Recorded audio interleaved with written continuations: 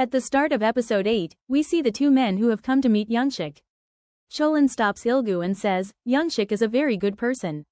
He gets nervous as soon as he sees the police, so be sure to talk to him nicely. But Ilgu says, we're not here to meet some old friend. If you don't want to come, then don't.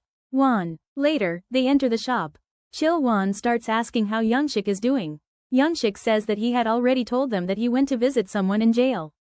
Ilgu looks at him and says, it looks like you're hiding someone here.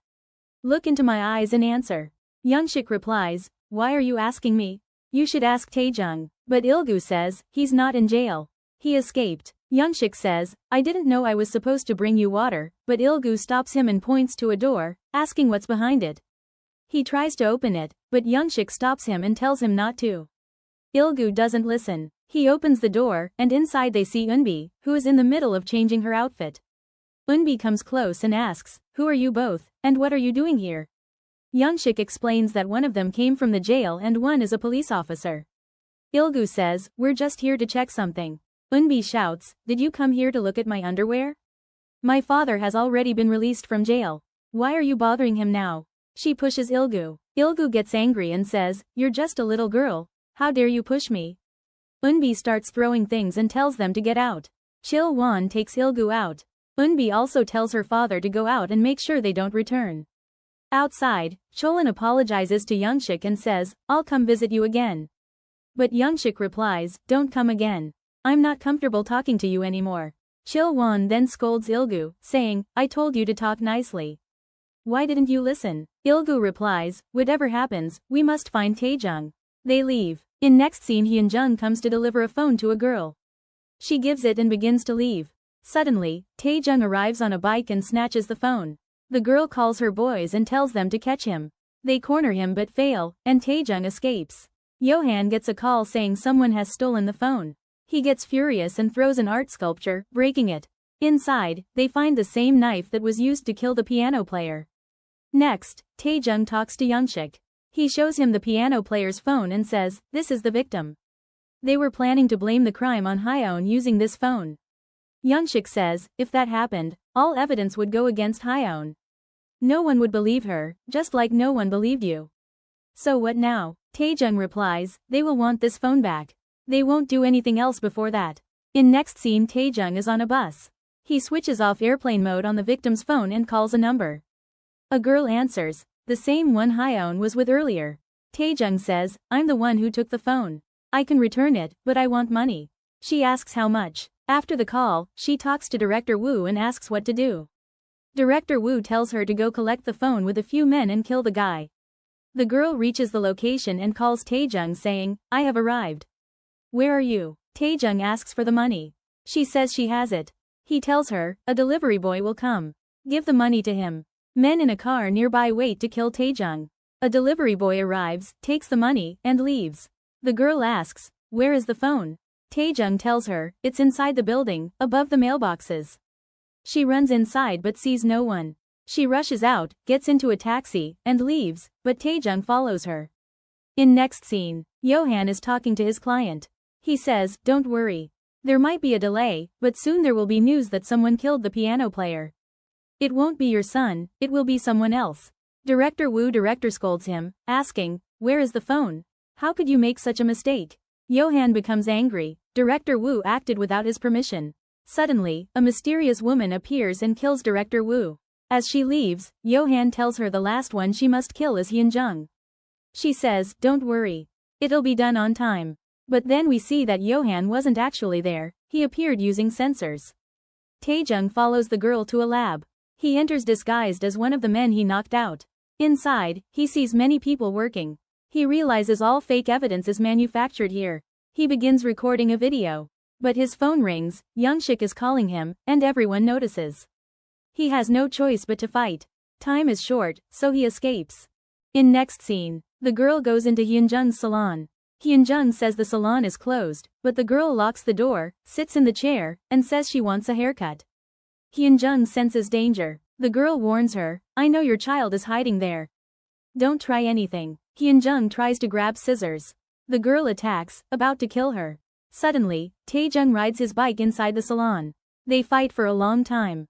Taejung gets stabbed several times. He injures her slightly, but she sprays something on him. When police sirens sound, the girl escapes. Youngshik arrives and asks, "Are you okay? Where are the mother and child?" Taejung says they're inside and tells him to bring them out quickly. In next scene, Johan watches Taejung's lab video. The nanny informs him that guests have arrived. Johan says he didn't invite anyone. Outside, he sees Do and the assemblyman, his father.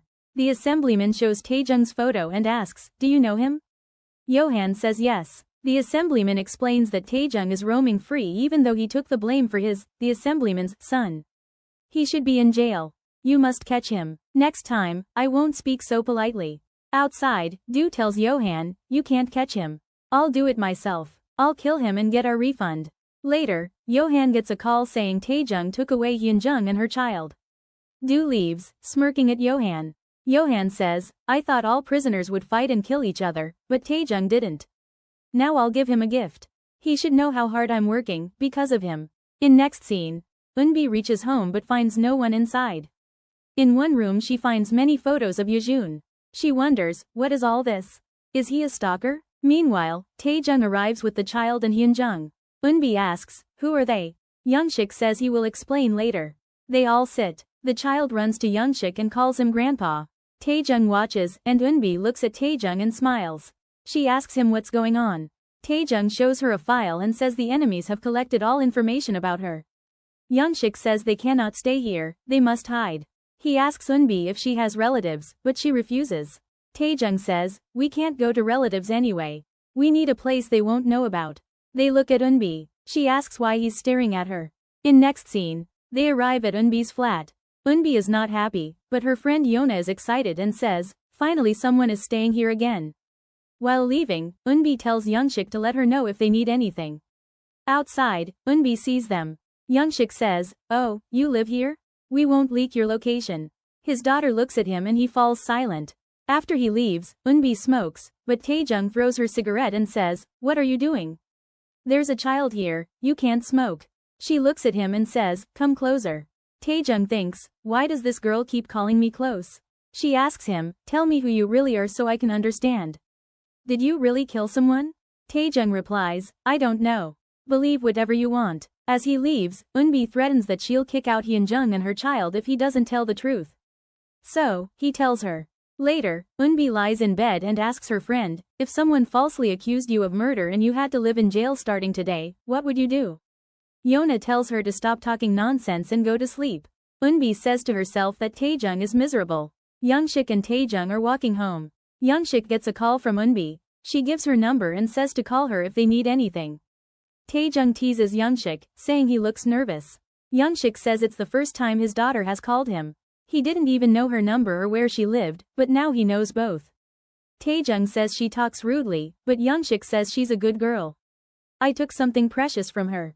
I must pay for my sins. I wasn't a good father." At home, they watch the news showing the story of the piano player's murder. They learn that even if Yoonmi survived, the killers had another victim planned, but Taejung doesn't know that. Johan is eating and tells the nanny that this time everything will go well. In final scene, Taejung goes to the lab area again and finds everyone dead. The girl who met him earlier is also dead. Something drops from above, it's Lisan's severed head. Taejung can't even look at it. He finds information about Do and sees a pile of money meant for him. Taejung throws the money and screams.